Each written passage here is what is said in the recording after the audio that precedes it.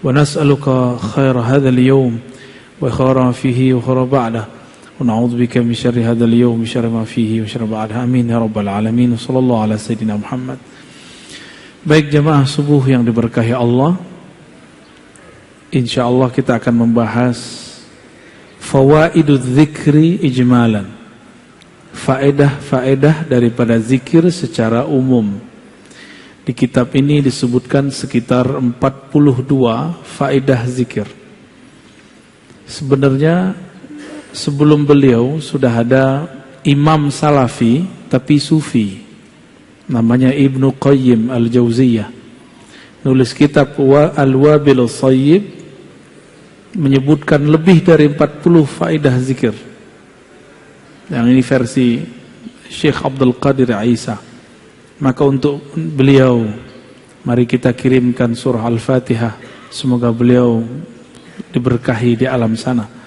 Ila hadratin Nabi Mustafa Muhammad sallallahu alaihi wasallam wa ila sayyidina Abi Bakr wa Umar wa Uthman wa Ali wa sadatina ahlu turuq as-sufiyah wal awliya as-salihin wal ulama ilmin khasatan muallif hadzal kitab mursyidna Syekhna Abdul Qadir Isa wa talamidhihi ومن أخذ عنه والحاضرين والحاضرات. الفاتحة. نعوذ بالله بسم الله. يا والمغضوب عليهم ولا الضالين.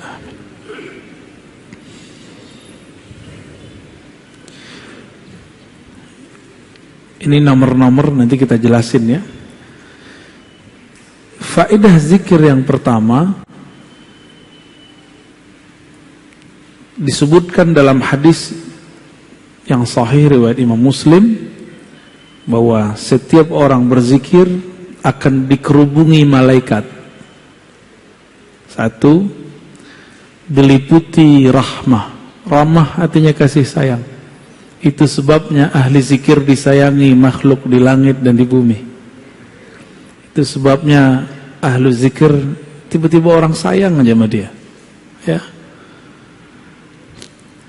Kenapa dia disayangi? Karena pemilik langit bumi sayang dia. Semoga kita bagian dari mereka. Amin ya rabbal alamin. Tidak hanya itu, otomatis karena dia bersama pemilik alam yang membolak-balik kolbu, maka kolbunya jadi sakinah. Apa arti sakinah? Tenang. Kolbu itu artinya bergerak, kusak-kusuk, gundah. Kata orang apa? Gundah gulana. Ente gundah gak? Jomblo. Pasti gundah deh ini tiap malam. Tidur meluk bantal kan. Tapi kalau dia zikir, ada sakinah di kolbunya. Insya Allah. Apalagi namanya viral di langit. Antum gak terkenal di bumi gak apa-apa. Yang penting terkenal di langit. Wa zakarahumullah fiman indah. Itu udah berapa tuh? Udah 4 ya. Jadi nanti bisa lebih dari 42 itu. Pertama apa? Malaikat menghubungi, hafat bihimul malaikah. Jadi antum nih sadar atau tidak, kalau lagi majelis ratibul haddar, ratibul attas, istighatsah, zikir pagi sore, baca Quran, itu banyak malaikat yang menghubungi ya. Ama kita itu ada malaikat-malaikat khusus. Malaikat itu senang ditambah malaikat-malaikat rahmah. Maka sejauh yang saya perhatikan, gak ada ahli zikir itu yang miskin. Apa yang dia butuhkan, yang dia perlukan, Allah tunaikan. Meskipun terlihat hidupnya susah, tapi hatinya tidak susah. Miskin ini kan konsep berpikir. Konsep berpikir yang tidak pernah merasa puas. Itu miskin. Ya. Antum dulu gajinya 300, puas. Kaya itu. Sekarang orang banyak gajinya 300 juta, masih korupsi. Ya. Apalagi yang kedua, orang yang sibuk berzikir, maka semua hajatnya, tadi barusan kita sebut, Allah penuhi meskipun dia tidak meminta. Kalau tadi hadis Muslim, sekarang hadis Tirmidzi. Orang yang sibuk dengan Quran, sibuk dengan zikir, Allah cemburu. Kalau di hatinya terbersit sesuatu, Allah nggak mau. Maka sebelum terbersit, Allah tunaikan apa yang akan dia butuhkan, diperlukan. Maka jadi ahli zikir itu agak ngeri juga, Pak. Terbersit sesuatu datang.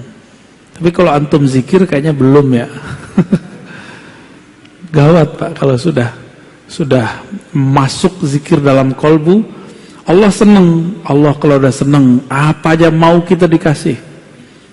Karena mau kita saat itu bukanlah kita yang mau, dialah yang mau. Kalau antum kan masih antum yang mau. Zikir supaya dapat ini, zikir supaya dapat itu. Jadi masih ada sisi ego, keinginan nafsiyah, keinginan ego, bukan keinginan dari Allah Subhanahu wa ta'ala. Kayaknya pada pengen zikir semua nih, tapi salah niat.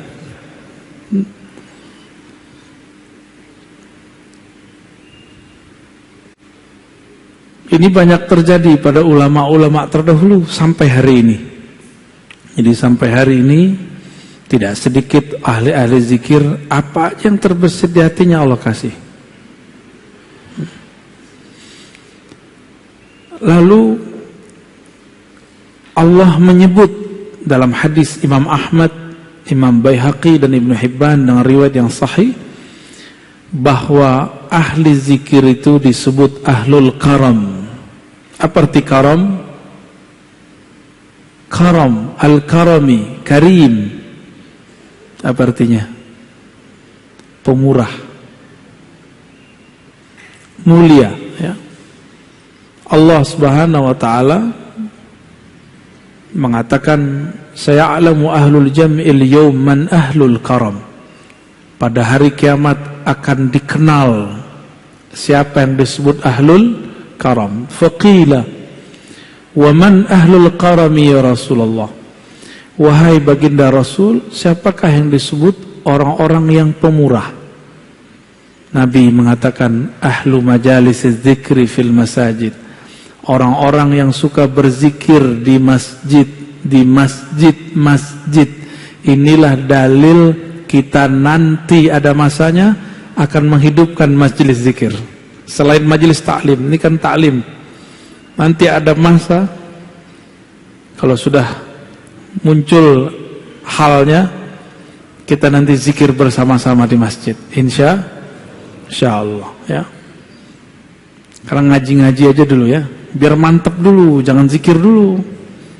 Jadi kita berzikir dengan ilmu, bukan dengan nafsu pengen begini dan begitu. Itu maksudnya, ya.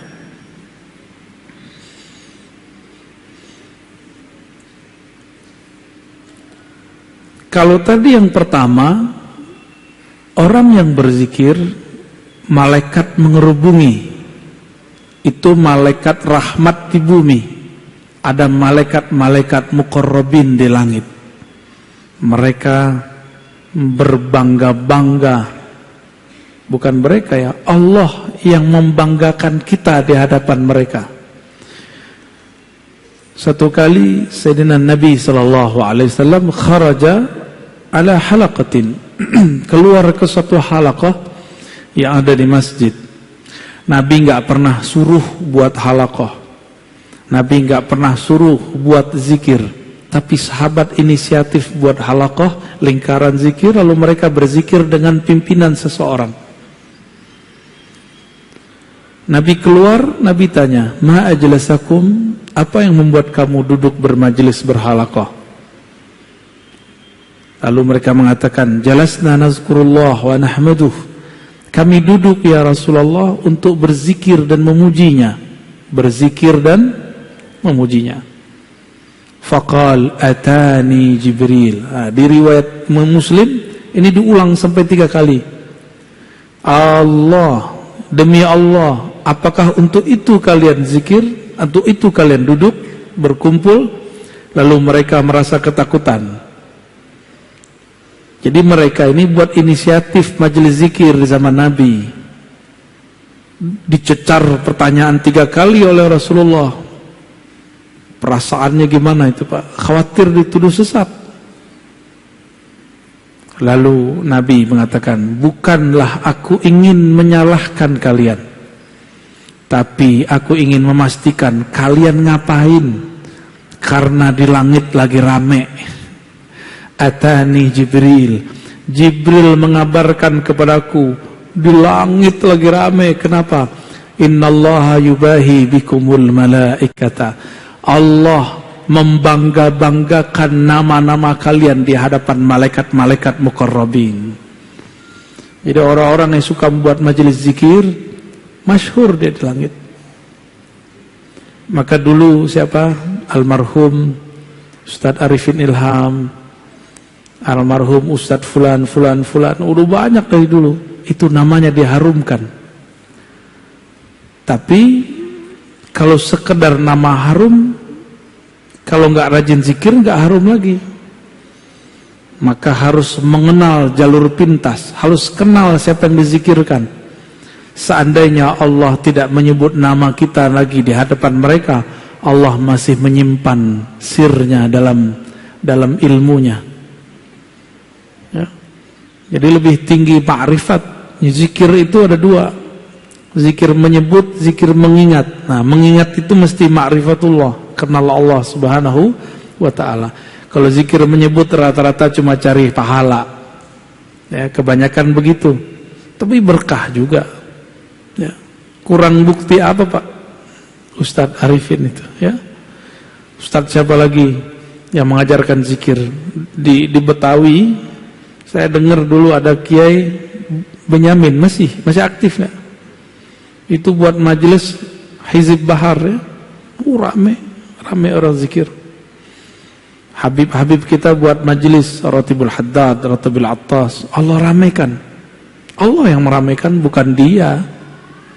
Maka aneh jika ada ustadz, habib, kiai merasa tersaingi kalau ada muncul majelis baru. Itu aneh ya, berarti dia nggak mengerti politik langit ya.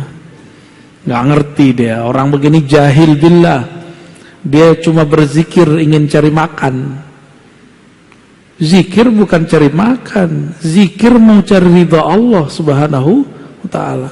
Muncul kelompok baru, zikir, gak apa-apa, malah senang kita. Alhamdulillah, negeri ini tambah harum dengan zikrullah.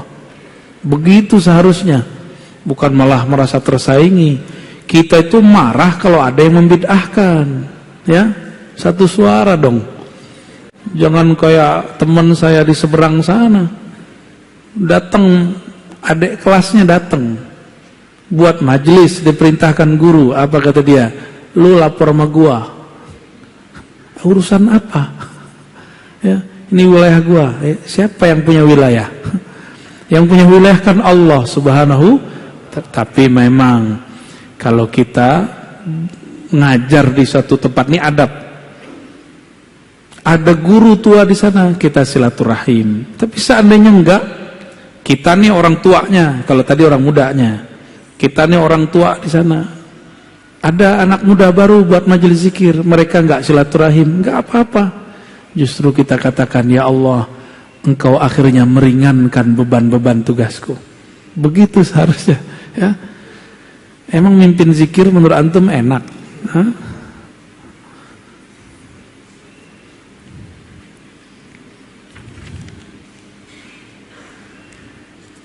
Orang yang berzikir dengan berjamaah. Nah, ini dalilnya berjamaah nih, hadis Imam Ahmad. Jadi orang-orang yang membid'ahkan zikir berjamaah, saya meragukan mereka ini mengikuti sunnah, walaupun ngakunya manhaj sunnah. Gak percaya. Kenapa? Dalam hadis-hadis yang sahih, hasan minimal, itu selalu menganjurkan zikir berjamaah. Dalam hadis Anas bin Malik diriwayatkan oleh Imam Ahmad, ma min qaumin, tidaklah sekelompok orang ijtama'u. Apa arti ijtama'u? Berkumpul Yazkurunallah, mereka mengingat Allah. Illa nadahum munadin minas sama, kecuali muncul malaikat yang memanggil dari langit. Apa kata malaikat ini? Kumu maghfuran lakum. Suara apa itu, Ustaz? Oke. Kumu maghfuran lakum. Berdirilah kalian dalam keadaan maghfura, diampuni. Qad buddilat sayyiatikum hasanat. Kesalahanmu sudah diganti dengan kebaikan-kebaikan. Dosa-dosamu dihapus, kamu dapat derajat yang tinggi. Ini hadis menunjukkan makna apa? Pertama, majelis zikir itu diridhoi oleh Allah SWT. Bukti Allah ridho, kita diberi ampunan. Jadi nggak usah khawatir lagi untuk menghidupkan majelis zikir. Mau namanya rotibul haddar, rotibul attas, rotib apa, terserah. Ya, nanti kita buat rotib al-Hashimiyah. Canda ya, nggak sopan masa saya buat rotib sendiri ya. Nanti malaikat akan berseru di langit. Malaikat ini berseru jika diperintahkan. Apa kata dia? Kumu maghfuran. Berdirilah kalian dalam keadaan diampuni. Oh, hamba kalau diampuni oleh Allah berarti Allah ridho sama dia. Kalau Allah ridho sama dia, apa aja mau dia Allah kasih. Ya, antum maunya pasti rumah, mobil, nggak begitu. Bukan itu maksudnya. Ya.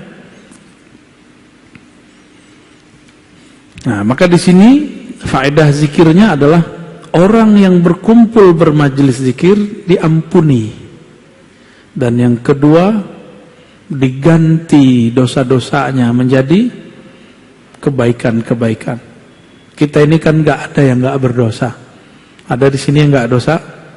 Yang muka-muka ustadz nih dosanya paling banyak kali. Sama kita ya. Yang penting jangan merasa sok suci aja. Allah nggak suka. Itu yang dibaca imam kita tadi. Apa ayat tadi? Yuzakkuna anfusahum. Mereka itu suka sok-sok suci gitu. Ya. Itu ayat tadi yang dibaca. Itu ayat tamparan keras buat kita semua. Ya.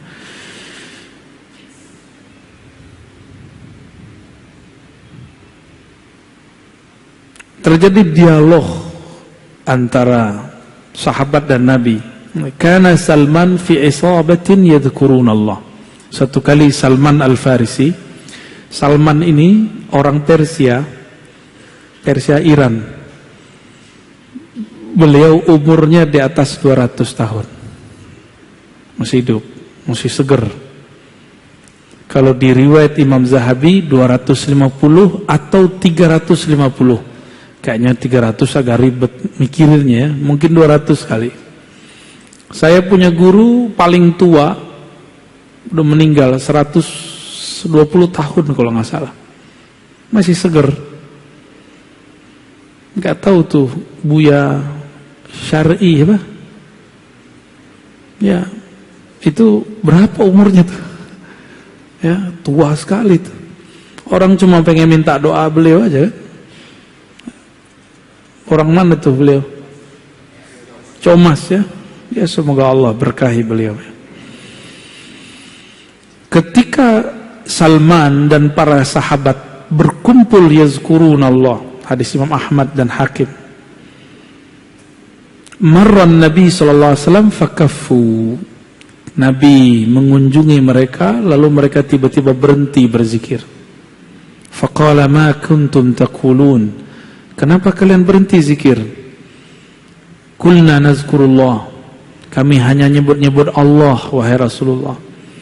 Qala Nabi ini kan kasyaf. Tahu kasyaf? Ini orang Wahabi nggak percaya kalau Nabi kasyaf. Nabi memandang dengan izin Allah alam gaib. Kata beliau, inni ra'aitu rahmata tanzil. Aku melihat rahmat turun. Fa ahbabtu an usyarikakum fiha. Maka aku ingin mendapatkannya bersama kalian. Usyarikakum, bersama-sama mendapatkannya dengan kalian. Summa qala alhamdulillahilladzi ja'ala fi ummati man umirtu an asbir nafsi ma'ahum. Segala puji bagi Allah yang telah menjadikan di antara umatku ada kelompok yang aku diperintahkan untuk bertahan bersama mereka. Maka ini kabar gembira buat ahli zikir, orang yang suka berzikir berjamaah. Rasulullah berbangga dengan kalian. Rasulullah berterima kasih kepada Allah karena ada kelompok-kelompok itu. Maka hidupkan istighasah, ratib, hizib, hidupkan itu, majlis zikir, torikot yang mu'tabarah, yang sahih sanadnya kepada Rasulullah. Hidupkan itu, karena itulah yang membuat negeri ini diberkahi. Hindari merasa lebih baik. Torikot dengan torikot tidak boleh merasa lebih tinggi, ya, itu cuma metodologi.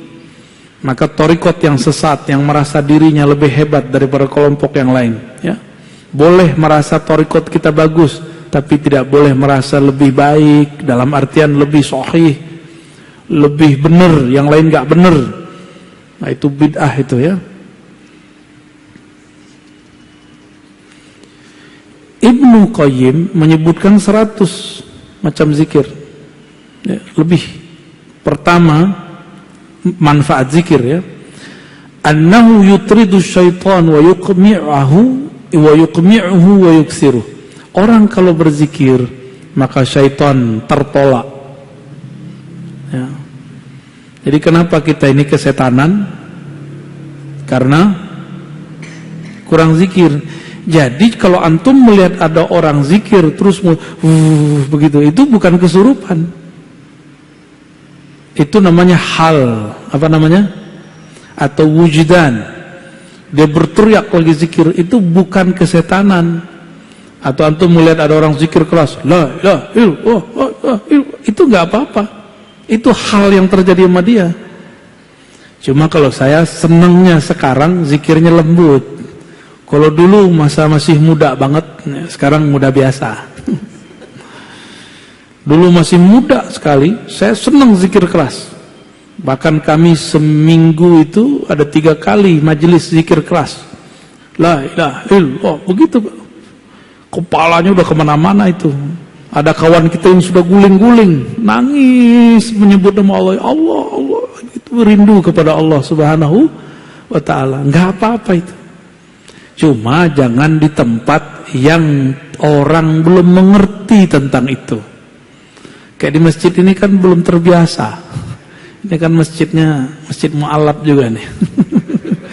Dulunya jangankan itu, kunut aja susah di sini, ya. Imam mau kunut aja disogok dulu biar gak kunut, ya. Tanya nih sama imamnya, ya. Annahu yurdir rahmana azza wa jal. Orang kalau zikir Allah ridha. Ada yang lebih tinggi dari ridha Allah. Antum kalau sudah diridhai Allah, mau ke langit ke-7 boleh, mau masuk surga boleh, tapi mati dulu. Yang ketiga, ayuzilal hamma wal ghamma anil qalb. Kenapa ada orang gundah gulana? Karena zikir tidak masuk menjadi benteng dirinya. Maka syaitan itu kan mengalir di seluruh darah. Bisa setan. Cuma syaitan tidak sanggup masuk ke jantung. Namun karena darah sudah kotor, itu darah yang masuk bekas dia. Itulah yang membuat kolbu kita gundah. Jadi zikir rutin, zikir itu gak usah banyak-banyak. Zikirnya yang rutin, pagi sore, ba'da sholat, dirutinkan terus begitu. Nanti akan muncul cahaya, berlapis cahaya, begitulah terus. Lama-lama dia kuat. Jangan langsung sekali hantam 70.000. Ya boleh juga kalau sering. 70.000 itu bulanan, mingguan. Misalnya kita buat majelis khatam 70.000, sekali seminggu boleh. Jangan sekali setahun 70.000-nya. Ya. Yang keempat, annahu yujlibu lil qalbil faraha was surura wal bast. Orang yang zikir, maka di kolbunya ada kebahagiaan. Yajlib, dapat menarik energi bahagia. Ya, orang-orang yang murung ini kurang zikir, ya. Ini wajah-wajah galau ini kurang zikir ini, ya. Kebanyakan nonton YouTube. Annahu yunawwirul wajha wal qalb. Orang kalau zikir, karena kolbunya berseri-seri, wajahnya pun berbahagia. Ya. Walaupun air matanya menetes, tapi dia menetes dengan kebahagiaan. Emang bisa nangis tanda bahagia? Bisa ya? Coba ibu-ibu itu waktu dulu nikah, nangis. Kita tanya, kamu sedih neng? Enggak, aku bahagia. Jadi ada tangisan bahagia. Annahu yuqwil qalba wal badan. Orang ahli zikir itu kuat kolbunya dan badannya. Jadi antum yang sakit-sakitan mulu, dikit-dikit capek, itu kurang zikir.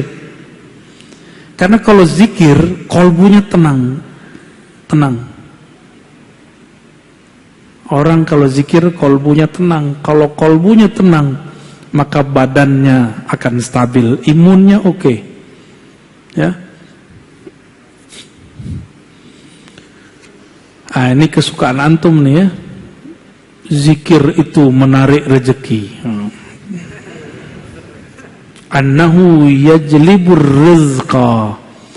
Zikir itu menarik rezeki. Cuma salah paham, rezeki itu tidak hanya yang zahir, ada yang batin. Yang zahir duit, rumah, tanah, pakaian, kendaraan. Ya. Ini beda nih ya. Ada orang zikir, saking banyaknya zikir, dia kemudian berkhidmat untuk zikir. Tapi dalam khidmat untuk zikir dia terhalang oleh kendaraan. Maka Allah lihat, orang ini butuh kendaraan, Allah adakan kendaraan untuk dia. Lain dengan kita mau beli kendaraan, zikir dulu. Beda ya, modus. Ya. Itu modus, thariqat al-modusiyah. Thariqat begini udah ketinggalan, ya. Pengen ini zikir, itu thariqat jadul, bukan thariqat ma'rifatullah. Thariqat begini Allah enggak ridha. Kamu zikir bukan untukku, tapi untuk kemauanmu. Kalau yang pertama tadi lain, dia khidmat untuk zikrullah. Dia kurang kendaraan, Allah adakan kendaraannya. Basit, dia kurang pasangan, Allah nikahkan dia, ya. Ente al-jumlawi nih. Dia kurang apa? Kurang makan, Allah cukupkan makannya.